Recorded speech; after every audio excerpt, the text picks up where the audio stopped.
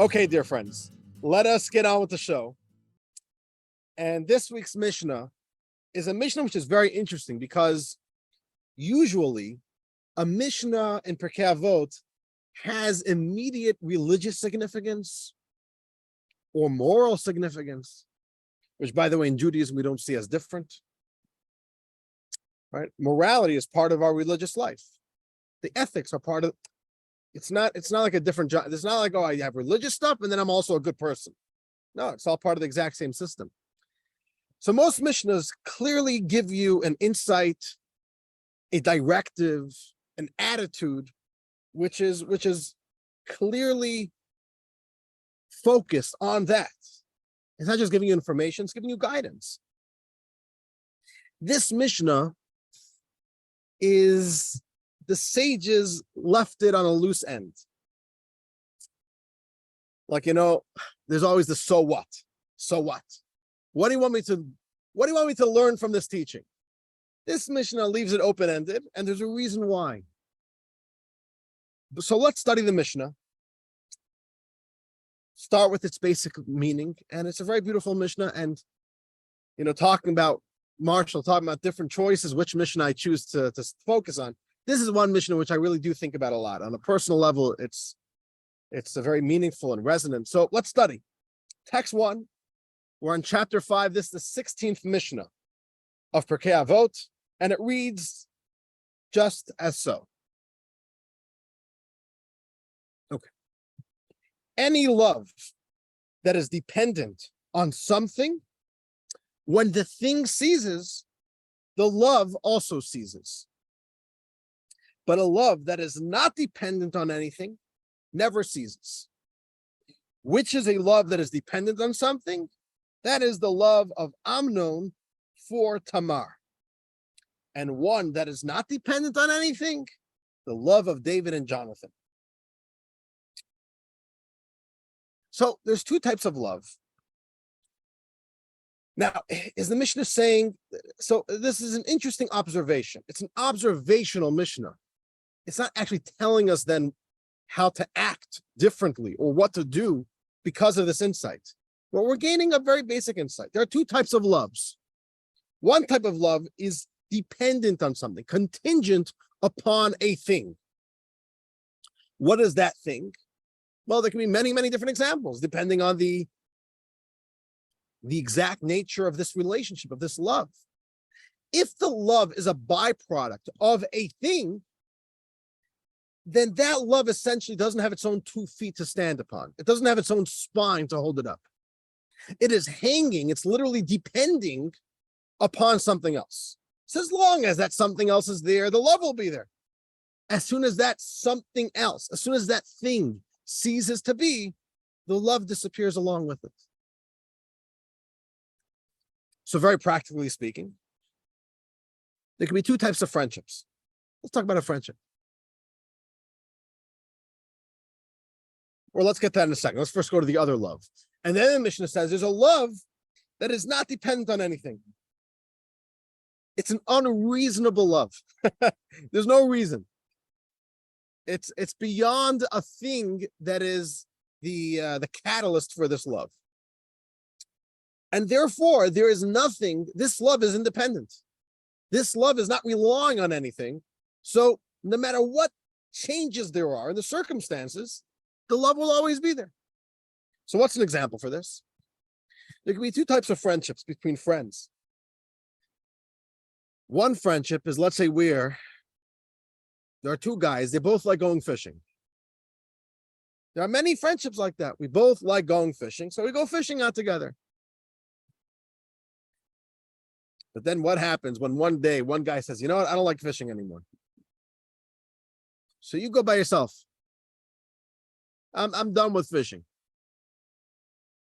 If the relationship is all about the fishing together, chances are that relationship is going to start, withering away.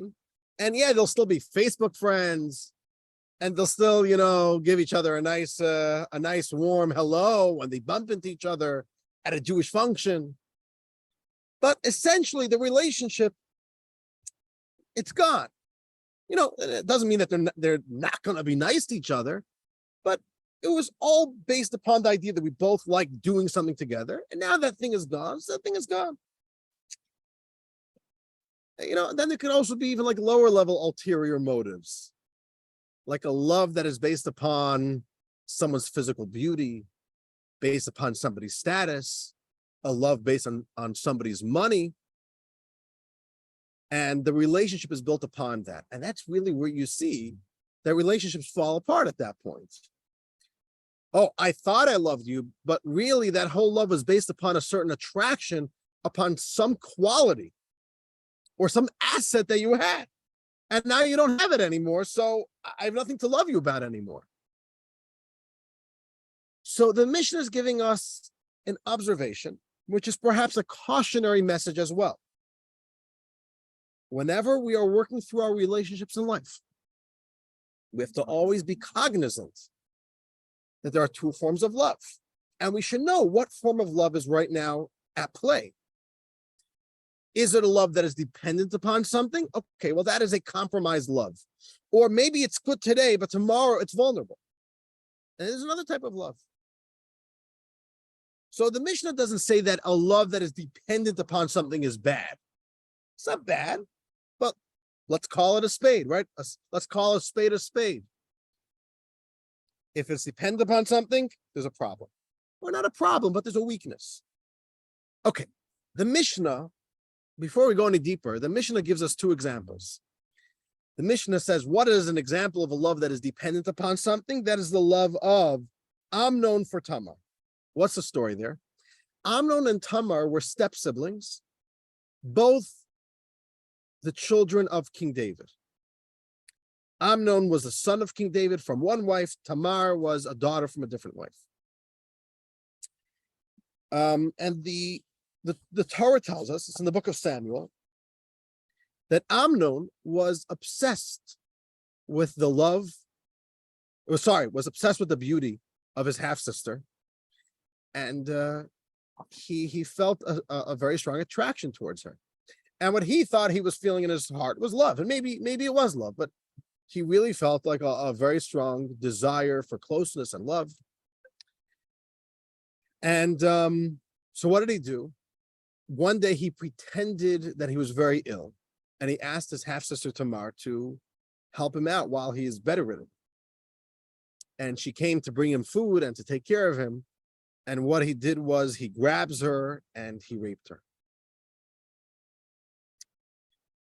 And the book of Samuel, the prophets, goes on right away to say that as soon as he finished doing this act with her, his love disappeared and it turned into a great hatred.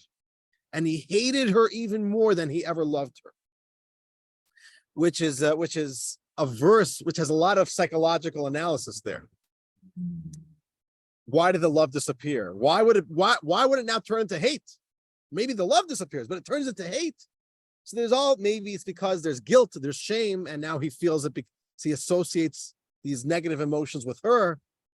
We could do a whole commentary just in that verse of that. Now it all of a sudden it flipped over into a great hatred, even a deeper hatred than ever the love he felt. But the Mishnah is saying, look, he didn't love her. He loved her physical beauty. So it was a thing that she had, which was the creator, the genesis of whatever love he felt in his heart. The moment that he kind of got past that, and he stopped sensing an innate beauty in her, which again is a very, very interesting psychological idea, that you even rob the beauty of another when you objectify them. It's a very interesting concept that the verse is saying. He lost the love. Okay, what's the next example?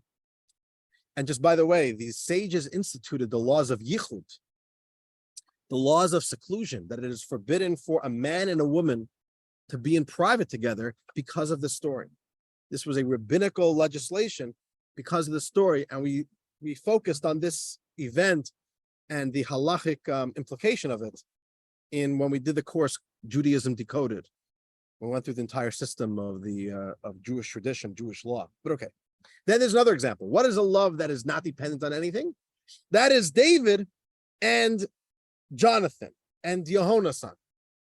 What's the story there? Before King David was the king of Israel, there was another king, the very first monarch of the Jewish people, and his name was King Saul.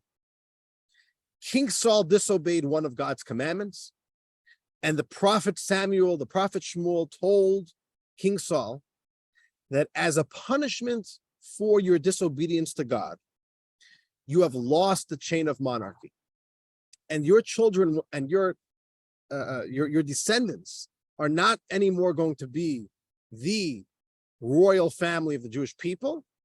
And little King David is the one chosen by God. He's going to be the one to reestablish the royal monarch family of the Jewish people. King Saul, being a king, doesn't like hearing that things are not going to be going his way. And being a king, he starts going after David. He wants to hunt down David and kill David. And what King Saul hopes in his mind is that if he kills David, he can reclaim the throne. This is the drama that's happening. And because of this, King David, for many, many years of his life, is on the run for his life. King Saul is the king. He's got the army. King David doesn't have the army. He's not a king yet. He's a little nobody. And he's running away. And a lot of the book of Psalms that speaks about the pain and the distress and the stress that King David is going through is because of this period of his life where he's literally on the run for his very life. But King David survives, of course, becomes the king of Israel.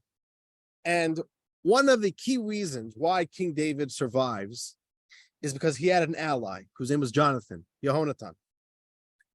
And Jonathan, ironically, here's the plot twist, is King Saul's own son. But the Torah says that David and Jonathan loved each other with a love, a very deep, soulful love. And if you think about it, Jonathan had everything to lose by befriending King David and everything to lose by saving King David. If King David's gone, he could be the next king. So his friendship is costing him his future. Not only that, he was going and hearing what the plans were to kill King David. And then he would go and get the message to King David so that King David knew how to always be a step ahead of King Saul's army. Can you imagine what would happen to Jonathan if his father, King Saul, heard that he is foiling his plans? That would be Jonathan's last day alive. So he had everything to lose. And yet he had such a deep friendship with King David, like real friends who are willing to, put themselves on the line for their fellow friend. And that was what Jonathan did for David. And this was a lifetime's friendship between these two beloved friends. So in every single relationship in our life, we have a choice to make. And we have a certain analysis that we need to make. What type of love is this? What type of relationship is this? Is it dependent on something, or is it strong on its own? Is it a real relationship which is past the things of the relationship? That's a very important question to ask. So here's a beautiful Hasidic story, and I want to go into a few specific examples of this. There's a beautiful Hasidic story. In the Hasidic tradition, we are very into stories. It's one of our values, to share the stories and to learn from the stories and to always bring out an idea through a story and to learn from the great men from previous generations. There were two great Hasidic masters from the original OGs. Two brothers. They were contemporaries of the Alter Rebbe, Rabbi Shneir Zalman of Liadi, the author of the Tanya, and students of the Maggid of Mezrich. These two brothers, his name was Rabbi Zusha of Anipoli, who's quite well known in Hasidic lore, and his brother was Rabbi Elimelech of the city of Lizhensk. So Rabbi Zusha and Rabbi Elimelech, And they spent many years together as wanderers. They were great righteous men. They didn't want anybody to know who they were. And they wanted to develop their own spirituality and serve God. And they just traveled a lot throughout Poland, throughout Galicia. And no one knew who they were, so they didn't get any special attention. They didn't want anybody to know that they're great Torah scholars. They didn't want anybody to know that they're great tzaddikim and great Hasidic masters. Yeah, just to give you a little bit of an idea, these were not simple people. The Alter Rebbe refused to publish the Tanya until Rabbi Zusha gave him the go-ahead. So, this is not like another cute little guy. This was a very great leader and a great mystic in the Hasidic community, in the Hasidic world. So they once come upon a little village. They arrive there at night. They're traveling. They're walking. They barely own the little possessions that they're carrying over their shoulders. But they need somewhere to sleep for the night. They show up to a village. It's a Jewish village. So they say, let's just go. We'll look for a house where the light is on. So like that, someone's up. We'll ask them if we could stay in there for the night. The first house they chance upon is a very nice, large house. Obviously, somebody who's on the wealthier side. They knock on the door. And the homeowner comes out. He's in his robe and his slippers, and he says, how can I help you at this late hours? He says, well, we're just two traveling Jews. Want to know if we could stay here for the evening. And he starts screaming at them, who do you think you are? You think I run a hotel? What do you think this is over here? Go to the synagogue. He says that they have the synagogue has a little room where the beggars are able to sleep. Go there. And he shuts the door on them. Well, they keep on walking. They find another house. The light's on. They knock. It's a very poor little house, a little hut. The sofer, the scribe of the city, lives there. He right away says, two fellow Jews, come on in. I don't have really where to put you up, but please come in. I'll make you a warm cup of tea. Come warm yourself up by the fireplace. And and they stayed there for the night. A few years later, now they're already more well-known, world-renowned rabbis, the great Hasidic masters, Rabbi Zusha and Rabbi Elimelech, and now they're visiting the city again, but this time as great rabbis. Now everybody knows who they are. And now they're coming as invited guests of the city. And they come with a coach, and they come with all their belongings, and the whole town comes to the synagogue to make a reception for them. And the wealthy man of the village walks over to them and says that the city council has given me the great privilege to host you, our esteemed guest tonight. So I'm going to tell your coachman where my house is, where he could put the horses in the stable. I'll show you where your rooms are. And the two great rabbis thank him for his generosity. And he says, I really look forward to spending time with you, with our two great esteemed guests. And he says, I'm already going to go home to prepare your quarters, and I look forward to seeing you later on this evening. Well, a little while later, the coachman comes, takes, how do you call it? Unsaddles the horses, puts them in the stable, brings all the luggage inside, and the coachman, goes to his room. The hours tick by, and the two great rabbis are nowhere to be seen. So the wealthy man knocks on the coachman's door and says, by the way, did you maybe happen to hear from the great rabbis what time they plan on coming here? So the coachman says, oh, the great rabbis, they're not coming here. He said, what? They're not coming? What do you mean? He said, yeah, they told me to bring the horses and to bring the wagon, the coach, and to bring myself and to bring all their luggage, but they're going somewhere else tonight. He says, what? Where are they going? He said, well, they went to the scribe's house. They're staying at the scribe's house. And this wealthy man loses it. He's very upset.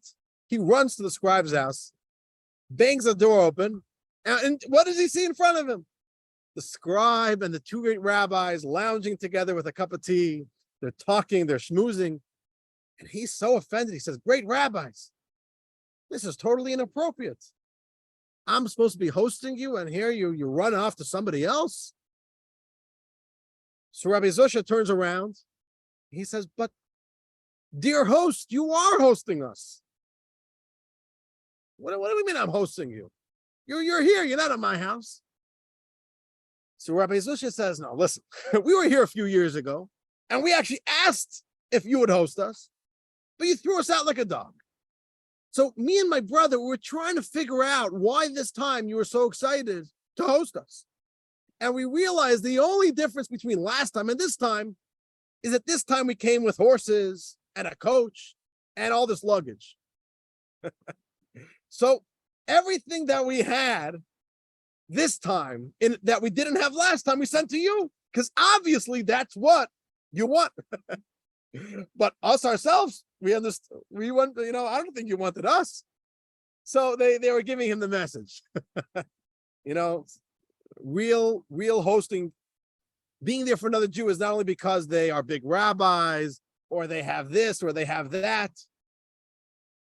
It's a deep story. Is the relationship something real, or is it only dependent on something? So, dear friends, I want to spend a few minutes applying this teaching to a few different areas of life. I want to speak our religious life, our relationship with God. I want to speak about our relationship with our spouses. And I want to speak about our relationship with our children, using this idea. Let's begin with our relationship with God. The great medieval rabbi who allegedly, and we believe, in Jewish tradition, we believe, created the golem. His name was the Rabbi Maharal of Prague, Rabbi Yehuda Levoy, who I'm a very proud descendant of. He wrote a commentary. He was very prolific. He was a great mystic, a great thinker, probably one of the most important thinkers of his age, of the medieval age. He asks a very interesting question, and he gives an unbelievable answer based upon this Mishnah that we just studied. The way the Torah describes the very first Jew, Abraham, is very puzzling. It's relatively towards the beginning of the narrative of the Torah. At the very beginning, 6 days of creation, Adam and Eve are created. Society devolves into a very immoral place. There's the great flood with Noah. Noah reestablishes the human species. And 10 generations later, God chooses Abraham to be the father of the Jewish people. And the very first words that we hear about Abraham is the verse in the third Torah portion. God turns to Abraham and says, go, travel out of your homeland, away from your father's house, away from the land that you know, to the place that I will show you. And God promises Abraham that he's going to give him many children and that his children are going to be a great nation. There's an obvious question here. If you are simply looking at the Torah, you wonder, who's Abraham? We never heard of this person before. God is all of a sudden showering him with love, making him putting the spotlight on him. Who is he? Where'd he come from? Why was he deserving of this? And the Maharal says, Rabbi Yehuda Levoy says, it's very interesting because every other great person in the Torah, we have some form of introduction to who they are, what their character was, and what their eligibility was for God, pegging them for a certain task.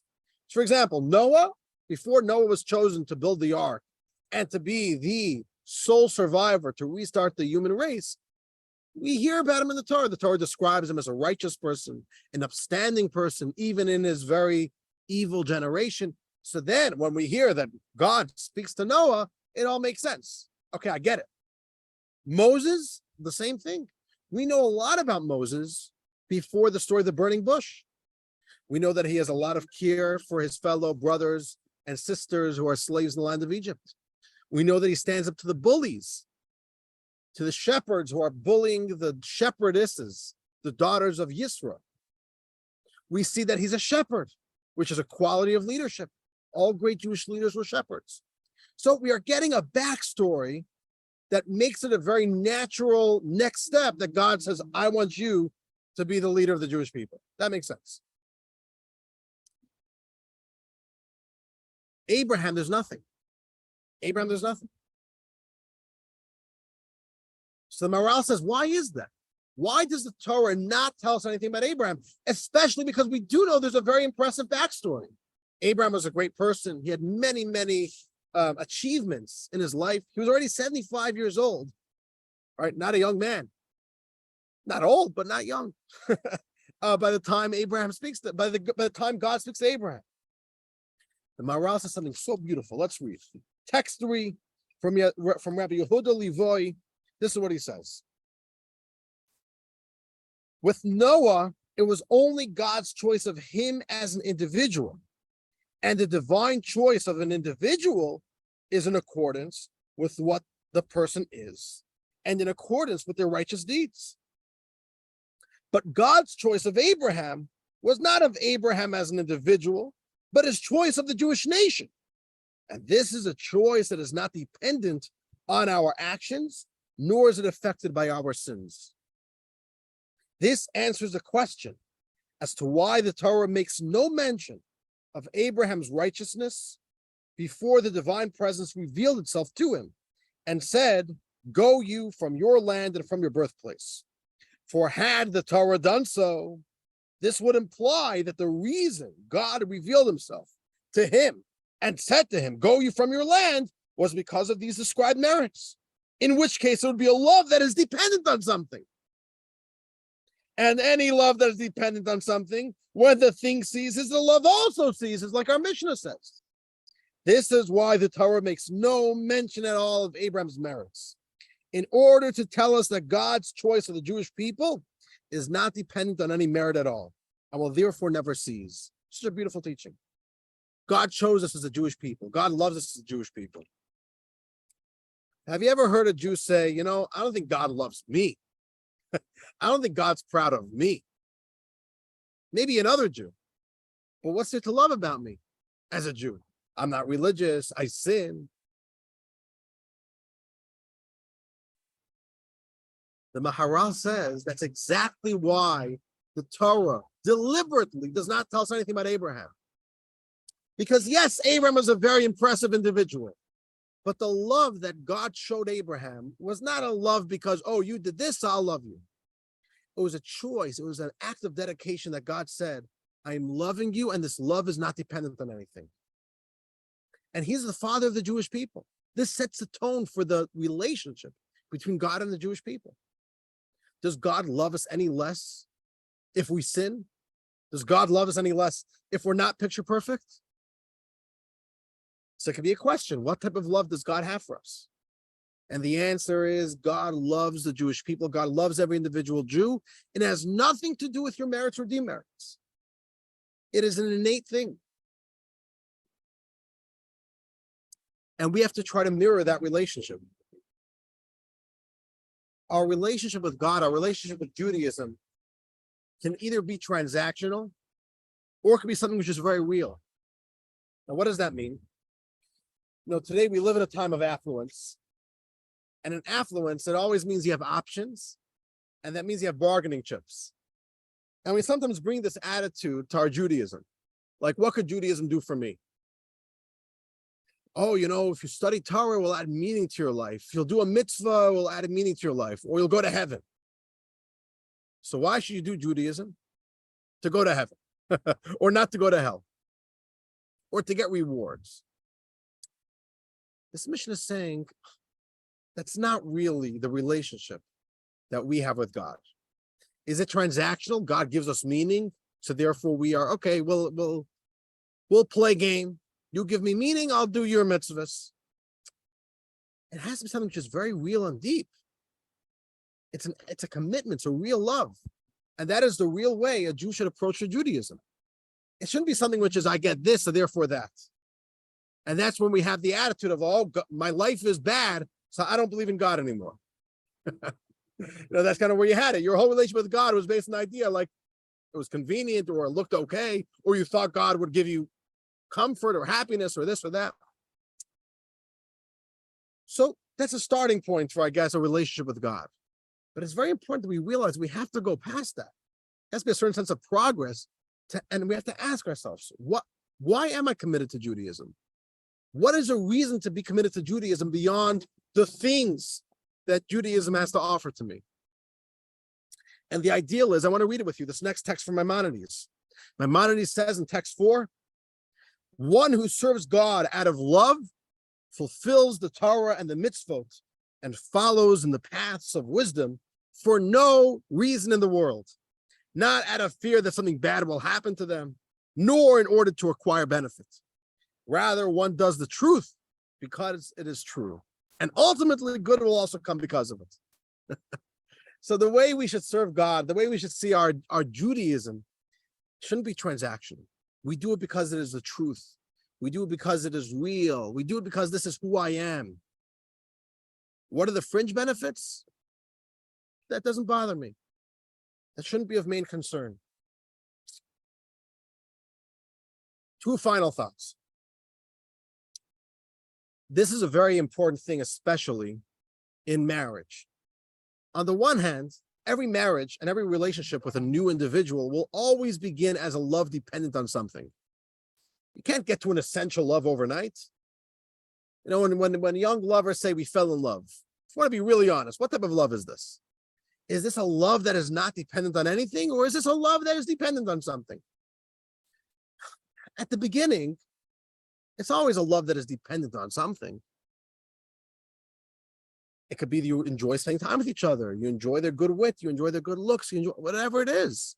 That's fine. But in a relationship, one of the things that Judaism promotes is to try to develop a real love. And a real love is something which only happens through a lot of time and developing a true relationship, a true commitment to this other person. And that is really where the strength and the real love of a marriage begins to really happen. And when that happens, you realize that your original love, could you even call that real love? It was an important first step. It was the original platform that allowed you to then develop a real love.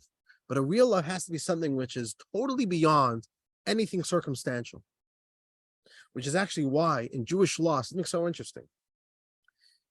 Jewish law has specific laws about intimacy. How to have sexual intimacy with your spouse in a Jewish way. So that's a very interesting question. What's Jewish about it? There is a central theme behind every single law, which actually there are not that many laws. There's one theme, which is remove anything from the picture. So Jewish law says when sexual intimacy happens, there cannot be any physical barrier, which means no clothing, not even one piece of clothing. There can't be anything that is separating these two people. Even the lights should be off, Judaism says. Why is that? To even take visual sense away. Even take that thing away. Don't have music playing. That's a distraction. That's another thing. Emotionally and mentally, Jewish law says one should not engage in intimacy if they're not fully present, if they're upset about something, if their mind is not at ease, or if they're drunk. You're not fully present. So Judaism says try to remove any superficial thing that is present. Even the looks, take that away. And make this a moment of true bonding and true love, which is with nothing else, no thing, right? The word nothing is literally no thing. There should be no thing present. Not physical, not emotional, not mental. And try to create a moment of real love that is not dependent on anything. Nothing is here. It's just us two with each other. That's the power of real love. And Jewish law is trying to create that environment in a moment of intimacy. So in marriage, we have to also do that. We have to always make sure that we are making an active effort to move our marriages out of a love that is dependent on something to a relationship that is very real and not dependent on anything. It has a spine in and of itself. And one final thought before we conclude. With children, we fall into the trap of it going backwards. When a child is born, they come with nothing. No clothing, no good looks. I'm saying, of course, babies are cute, but, if you want to be very objective about it, babies are just babies, They didn't even develop their looks yet. No talent. They can't speak. Their only accomplishment in this life is that they can make a dirty diaper. And yet we love them with our whole heart and soul. That is the essence of love that is not dependent on anything. It's a beautiful thing. It's such a beautiful thing to experience. I just love you. And there's no why. I can't even find a why. It just is. I just love you. But there's a trap that all parents fall into. As our children get older and start accomplishing, we start qualifying our love for them based on their qualities and based on their accomplishments. And our children get the sense that if I don't live up to this expectation, I won't get the love from you anymore. And that's when society starts putting pressure on children. You have to go to this college, you have to get this score, you have to get this job, I want to be proud of you. And children really sense that parental love is not essential anymore. The love became dependent on a certain score that I get. And we have to be so mindful of that our children have to know how much we love them and that nothing that they will do or won't do can touch that love.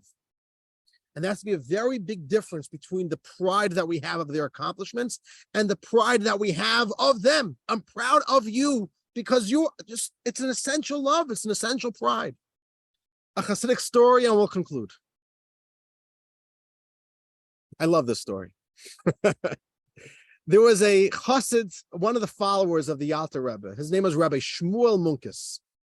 Rabbi Shmuel Munkes was a very deep Jew, and he had a very close relationship with the Alter Rebbe, and he was very witty.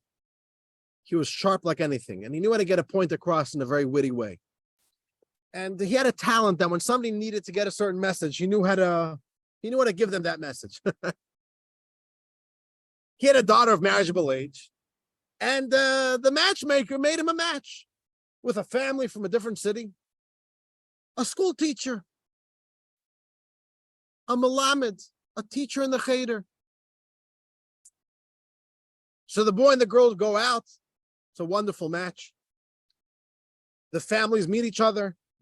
They get engaged, and then they have a meeting for logistics. The two sides have to discuss the costs and Rabbi Shmuel Munkes sees that the school teacher is being very obsessive about money. Who's going to pay? I don't have any money. And he's making all these financial demands in a way that Rabbi Shmuel Munkes feels is very inappropriate. The whole wedding became about money. And the school teacher demands the wedding has to happen in my village and not in your village because I can't move my whole family and travel to you. So Rabbi Shmuel Munkes says, no problem, I'll do it in your village. And he's demanding his participation in the wedding, his financial obligations. And Rabbi Shmuel Munkes feels that it's too much. Of course, we need to talk about money. But if the whole marriage becomes this whole stress about how much I'm paying and you're paying, he felt it was an inappropriate. So Rabbi Shmuel Munkes says like this: a week before the wedding, I'm going to come to the city, to your city. I'll bring money, don't worry. I'll bring my participation. We'll discuss it then, nothing now. And Rabbi Shmuel Munkes was not a man of means either. He was a poor. A week before the wedding, he shows up. He goes straight to the rabbi's house, Rabbi Shmuel Munkes, the rabbi of the city.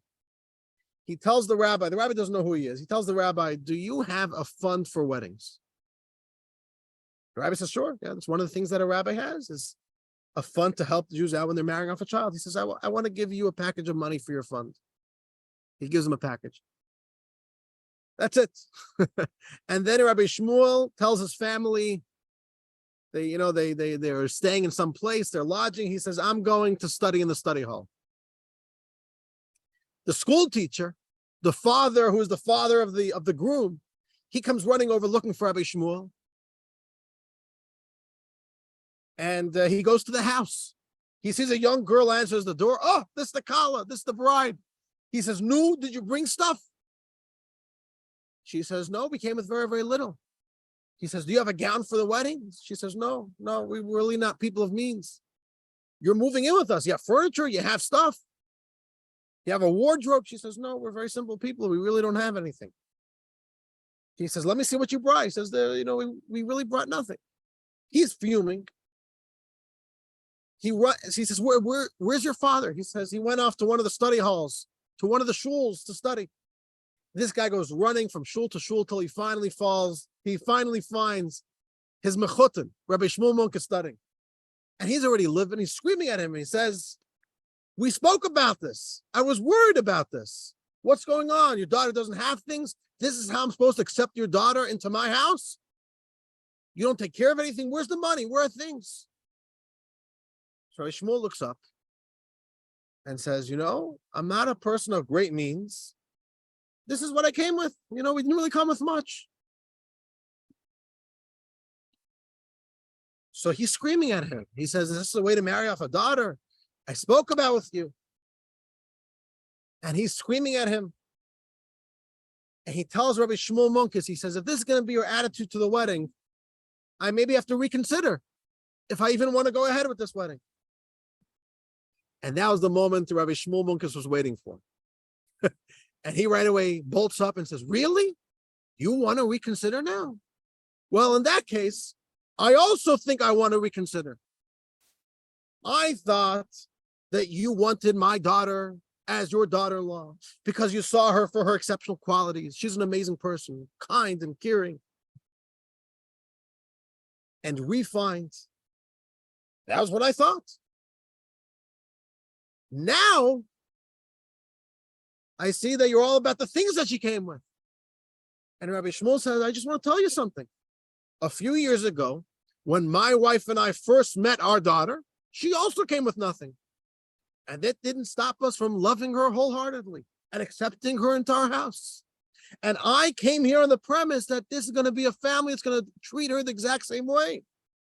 But now that I see that that's not how you plan on treating her, I really need to reconsider this whole engagement." The school teacher got the message, ran to the rabbi's house, and comes in storming and screaming that I made this shidduch with this chassid, and he has no money, and we need money, and I'm in debt. And the rabbi says, "No worries, I have a package right here with money for the wedding." And that's the story. Rabbi Shmuel wanted to give this person a little bit of a lesson. Sometimes we get distracted from the truth of the love that we should have towards our children, and even to our in-laws, may I say. I love that line. A few years ago, when we first met our daughter, she also came with nothing. That's real love. So, dear friends, that is our Mishnah for today. But I want to wish you all a wonderful Shabbos. And as always, an encouragement and a reminder to study chapter 5 of Pirkei Avos this Shabbos. And we will see you all, God willing, next week.